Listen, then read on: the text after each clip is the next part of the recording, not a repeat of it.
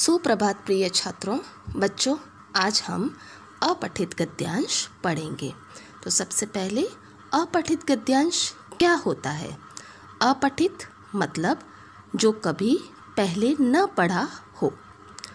फिर आता है गद्यांश यानी गद्य का अंश। गद्य का अंश जो लेख होता है, कहानियाँ होती है, उसे कहेंगे हम गद्य। ठीक है, जो कविताएं होती है वो हमारी पोएट्री होती है। तो इसी प्रकार से गद्य कहते हैं जो लेख कहानी होती है उसका अंश।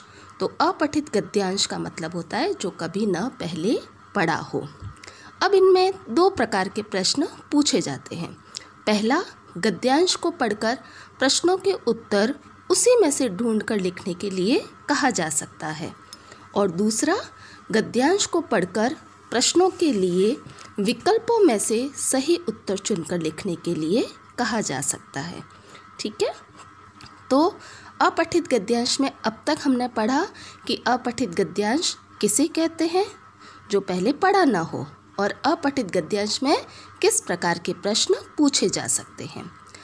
अगला आता है अपठित गद्यांश को हल करते समय निम्नलिखित बातों का ध्यान रखना चाहिए। तो कौन सी बातें हैं? गद्यांश को 2-3 बार पढ़कर उसका मूल भाव अच्छी तरह समझ लें कि गद्यांश क्या कहना चाह रहा है। प्रश्नों के उत्तर संक्षेप में अपनी भाषा में तथा छोटे छोटे वाक्यों में लिखें। तीसरा, प्रश्नों के उत्तर गद्यांश के आधार पर ही दें। जो गद्यांश में दे रखा है उसी के आधार पर हमें प्रश्न के उत्तर देना है। यदि प्रश्नों के उत्तर विकल्प दिए गए हो तो विकल्पों को ध्यान से पढ़ें और सही उत्तर को चुनें। जो MCQs टाइप के क्वेश्चंस होते हैं तो उन जो ऑप्शंस दे रखे होते हैं, विकल्प दे रखे होते हैं, उन्हें हमें ध्यान से पढ़ के और फिर सही उत्तर चुनना है। यदि शीर्षक लिखने को कहा जाए तो शीर्षक भी लिखें, किंतु शीर्षक ऐसा हो जिससे गद्यांश का मूल भाव तथा उद्देश्य प्रकट हो। शीर्षक का मतलब होता है उसका टॉपिक क्या लिखना होता है।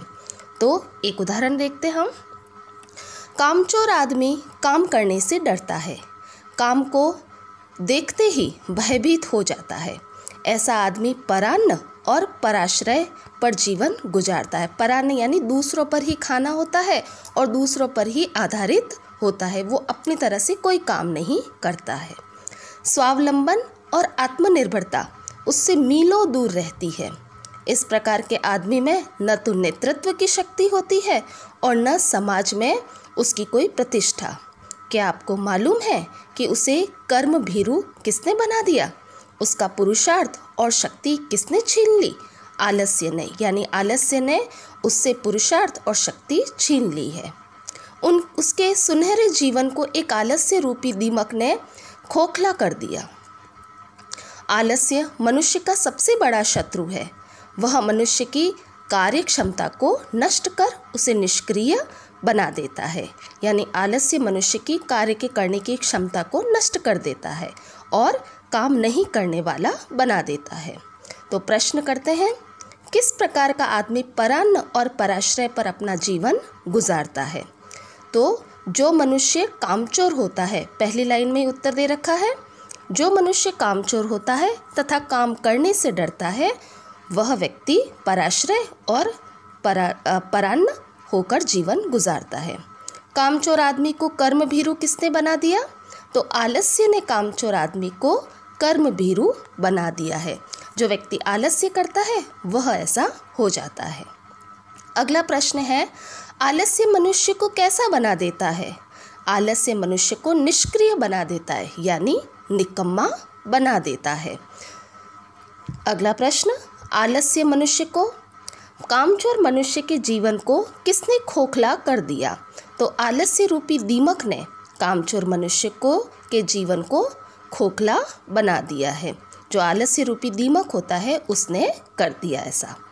समाज में किसकी प्रतिष्ठा नहीं होती है? तो समाज में आलसी और कामचोर मनुष्य की प्रतिष्ठा नहीं होती है। तो बेटा, इस तरीके से हमने ये पैराग्राफ किया है। एक और अपठित गद्यांश का उदाहरण देखते हैं। एक बार एक गरीब ब्राह्मण जंगल से जा रहा था। रास्ते में उसे एक पिंजरे में बंद शेर दिखाई दिया। शेर ने एक कंगन दिखाते हुए ब्राह्मण से कहा कि हे ब्राह्मण, यदि तुम मुझे पिंजरे से बाहर निकाल दो तो मैं तुम्हें वह सोने का कंगन दूंगा। गरीब ब्राह्मण सोने का कंगन देखकर ललचा गया और उसने पिंजरे का दरवाज़ा खोल दिया।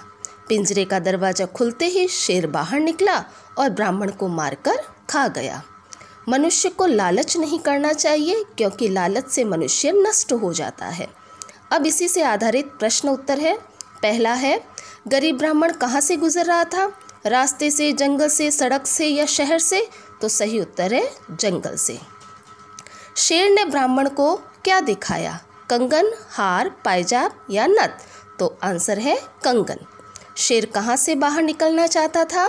चिड़ियाघर से, जंगल से, पिंजरे से या सर्कस से? तो उत्तर है पिंजरे से।